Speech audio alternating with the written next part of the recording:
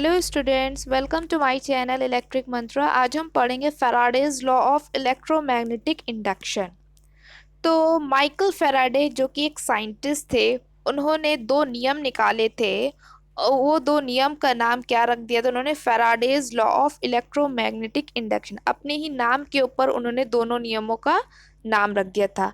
इस नियम में हम पढ़ते हैं इलेक्ट्रिक वोल्टेज, जिसे हम विद्युत वोल्टेज बोलते हैं, और मैग्नेटिक फील्ड, जिसे हम चुंबक के क्षेत्र, इन दोनों के बीच के रिलेशनशिप के बारे में पढ़ते हैं। वो क्या रिलेशनशिप होगा आगे हम लोग पढ़ेंगे, पर इतना इसमें याद रखिए कि इसमें हम किन के बारे में जानकारी मिलती है हमें? वोल्टेज और मैग्नेटिक फील्ड में इन दोनों के बीच में क्या रिलेशनशिप है, इसके बारे में हमें पता चलता है।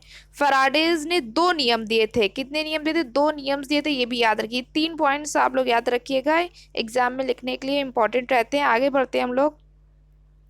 सबसे पहले तो हम लोग स्टडी करते हैं कि इलेक्ट्रोमैग्नेटिक इंडक्शन होता क्या है। देखिए, इलेक्ट्रो मतलब होता है बिजली, इलेक्ट्रिसिटी। मैग्नेटिक मतलब आपका चुंबकीय। ठीक है, तो इन दोनों के बीच का रिलेशनशिप बता रहा है। इससे पहले मैंने बता ही चुकी हूँ। ठीक है, तो इलेक्ट्रोमैग्नेटिक इंडक्शन का मतलब क्या होता है कि किसी भी तार में, यानी कि मतलब कोई एक तार है, इस तार में करंट को फ्लो कराना। किसकी मदद से? मैग्नेटिक फील्ड की मदद से। अभी तक आप लोग क्या पढ़ते आए हैं कि कोई भी तार को वोल्टेज से कनेक्ट कर देते, वोल्टेज सप्लाई देते, जैसे कि घरों में आती है 220 या 230 वोल्ट से देते हैं, तो तुरंत आपके उस तार में क्या बहने लगती? बिजली बहने लगती, करंट फ्लो होने लगती। लेकिन इलेक्ट्रोमैग्नेटिक इंडक्शन में हम क्या स्टडी करेंगे कि आप एक तार लेंगे, उस तार को बिना वोल्टेज प्रोवाइड करे आप उसके अंदर बिजली, इलेक्ट्रिसिटी प्रोड्यूस कर सकते हैं। वो कैसे प्रोड्यूस कर सकते हैं? इसे मैग्नेटिक फील्ड में रखकर। अगर आप किसी तार को मैग्नेटिक फील्ड में रखेंगे और उस मैग्नेटिक फील्ड की वजह से उस तार के अंदर करंट प्रोड्यूस हो जाता है, तो उसे हम इलेक्ट्रोमैग्नेटिक इंडक्शन बोलते हैं। ये होता है इलेक्ट्रोमैग्नेटिक इंडक्शन, भूलिएगा मत। इलेक्ट्रो मतलब होता है इलेक्ट्रिसिटी, मैग्नेटिक मतलब होता है चुंबकीय, इंडक्शन मतलब इंड्यूस होना। मैग्नेटिक फील्ड की हेल्प से आप किसी तार के अंदर इलेक्ट्रिसिटी को प्रोड्यूस कर रहे हैं, उसे हम इलेक्ट्रोमैग्नेटिक इंडक्शन बोलते हैं। आई होप आपको इतना समझ में आया होगा। आगे बढ़ते हैं हम लोग। आगे लॉ, जो दो लॉ हैं फैराडेज के, उनको पढ़ाने से पहले आपको बेसिक चीज़ें पता होनी चाहिए, इसलिए मैं ये सब बता रही हूँ। ये मैंने मैग्नेट दिखाया है। मैग्नेट्स में आपको पता है एक नॉर्थ पोल होता है, एक साउथ पोल होता है। इस मैग्नेट के चारों तरफ क्या बनती है? मैग्नेटिक फील्ड बनती है, जिन्हें हम मैग्नेटिक लाइंस बोलते हैं और मैग्नेटिक फ्लक्स बोलते हैं। ये नॉर्थ से निकलती हैं और साउथ में जाकर एंड होती हैं। ठीक है, ये इनके चारों तरफ कोई भी आप मैग्नेट उठाएंगे, उसके चारों तरफ इस तरह की रेखाएं बनती हैं, जो कि हमें दिखती नहीं है, लेकिन ये इमेजिनरी रेखाएं होती हैं, लेकिन ये प्रेजेंट रहती ही रहती हैं। ठीक है, तो इन रेखाओं को हम फ्लक्स भी बोलते हैं। फ्लक्स का जो सिंबल होता है इस तरह से फाई से रिप्रेजेंट करते हैं हम लोग। आगे बढ़ते हैं हम लोग। यहाँ कॉइल दिखाया है, लोगों को कंफ्यूजन होती, कॉइल किसे कहते हैं? कॉइल का मतलब क्या रहता है? आप किसी तार को इस तरह से राउंड राउंड राउंड राउंड करके लपेट दो, उसे हम कॉइल बोलते हैं। अब यहाँ पर क्या है, हमने एक अंदर मैग्नेट लगा दिया, उस मैग्नेट के ऊपर अगर कोई तार को आप बांध देते तो उसे हम इलेक्ट्रोमैग्नेट बोल देते हैं। ठीक है, कॉइल कुछ नहीं, अगर सिंपल से आपने हीटर घरों में देखा, वो जो घर में हीटर्स यूज करते हैं उसमें इस तरह से राउंड राउंड लगा रहता है, तो क्या है, उसे हम कॉइल बोलेंगे। और सिंपल सा जो लंबा सा तार होगा उसे हम कंडक्टर बोलते हैं। अगर उस कंडक्टर को हमने इस तरह से घुमा दिया तो वो कॉइल हो जाता है। आगे बढ़ते हैं, आपको इतनी बेसिक चीजें समझ में आई होंगी। अब आते हैं, पढ़ते हैं। फैराडेज के दो नियम को पढ़ने से पहले कुछ चीजों की जानकारी होना जरूरी है।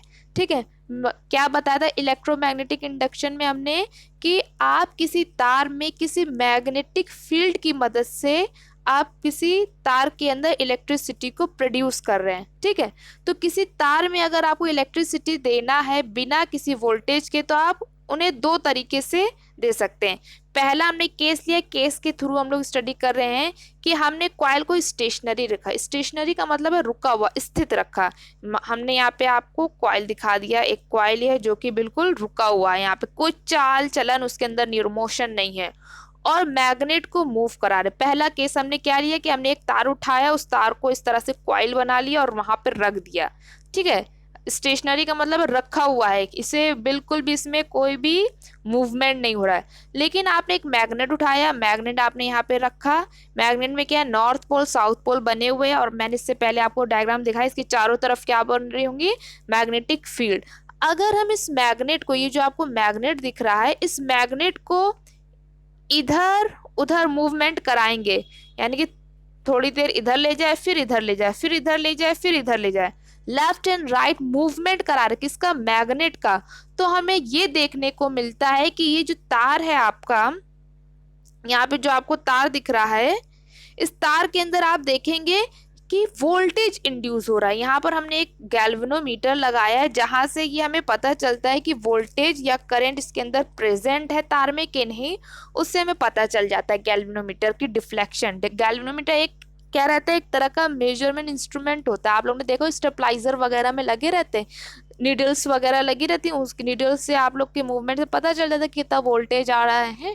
उसी तरह गैल्वेनोमीटर होता है। गैल्वेनोमीटर क्या बताता है, आपका नीडल्स होती है, अगर किसी तार के अंदर कोई भी करंट फ्लो हो रहा होगा तो तुरंत उसकी नीडल क्या घूमने लगती है, तो उससे पता चल जाता है कि किसी तार में करंट है कि नहीं। तो क्या हमने देखा कि अगर किसी तार के अंदर हमें वोल्टेज प्रोड्यूस करना है बिना किसी वोल्टेज अप्लाई करने के लिए, जैसे कि हमने यहाँ पे तार लिया, इस तार के पास हम मैग्नेट ले जाएंगे, इस मैग्नेट को हम लेफ्ट एंड राइट ले जाके घुमाएंगे, तो हमने ये देखा कि इस तार के अंदर एक वोल्टेज प्रोड्यूस हुआ, और उस वोल्टेज, अब जब वोल्टेज आ रहा तो करंट प्रोड्यूस हो गया। तो आप से ये वो हो गया कि इलेक्ट्रोमैग्नेटिक इंडक्शन वाला प्रिंसिपल यहाँ पर लागू हो गया, ठीक है। ये आप लोग घरों में भी जाके कर सकते हैं एग्जाम्पल। फिर दूसरा केस लेते हैं, इसमें अब इसमें तो ये प्रूफ हो गया ना कि इसमें क्या है, करंट फ्लो होने लगी। दूसरा केस क्या लिया है कि आपने ये मैग्नेट को स्टेशनरी रखा, मैग्नेट को मतलब इधर उधर वाले केस में हम क्या इधर उधर मूव कर रहे थे, इसको हम मूव नहीं करेंगे। अब यहाँ पे जो तार लिए, इस तार को हम मूव करेंगे। इस तार को अगर ले जाके आप थोड़ा सा इधर ले जाएंगे, थोड़ा सा फिर मूवमेंट इधर करेंगे, फिर थोड़ा इधर मूवमेंट करेंगे, तो हमने ये देखा कि अगर किसी तार को मैग्नेटिक फील्ड, ये जो चारों तरफ इसकी मैग्नेटिक फील्ड बन रही, इस मैग्नेटिक फील्ड के चारों तरफ के पास ले जाके इस तार को घुमाते हैं, तो देखा कि इस तार के अंदर क्या हो रहा है, वोल्टेज प्रोड्यूस हो रहा है। उस वोल्टेज की वजह से करंट आ रही, उस करंट को देखने के लिए हमने यहाँ गैल्वेनोमीटर लगा दिया, उस गैल्वेनोमीटर से हमें पता चल रहा है कि इस तार के अंदर करंट है। इससे भी प्रूव हो गया कि अगर आप मैग्नेट को बिल्कुल स्थित रखें और कॉइल को अपना घुमाएंगे, तब भी किसी तार के अंदर क्या होगा, वोल्टेज प्रोड्यूस हो जाएगा।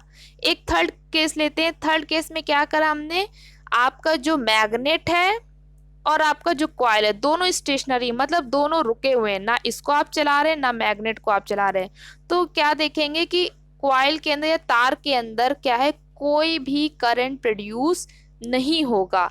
ये तीन हम लोग ने केसेस करे, तो इससे प्रूव हो रहा है कि अगर आपको किसी तार के अंदर वोल्टेज प्रोड्यूस कराना है मैग्नेटिक फील्ड की मदद से, या तो आप कैसे करेंगे, या तो आप मैग्नेट को मूव करा दीजिए या फिर तार को मूव करा दीजिए। इन दोनों में से किसी एक चीज को मूव कराएंगे तो आपके तार में क्या होगी, इलेक्ट्रिसिटी प्रोड्यूस हो जाएगी।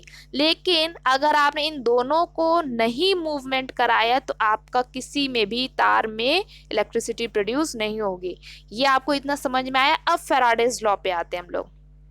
फैराडेज लॉ, जिसको हम बोलते हैं प्रथम नियम, पहला नियम उन्होंने क्या बताया था कि जब कभी भी कोई कंडक्टर जो है मैग्नेटिक फ्लक्स को कट करता है, कैसे कट करेगा, आपने एक आगे हम एग्जाम्पल दिखाया होगा, ठीक है।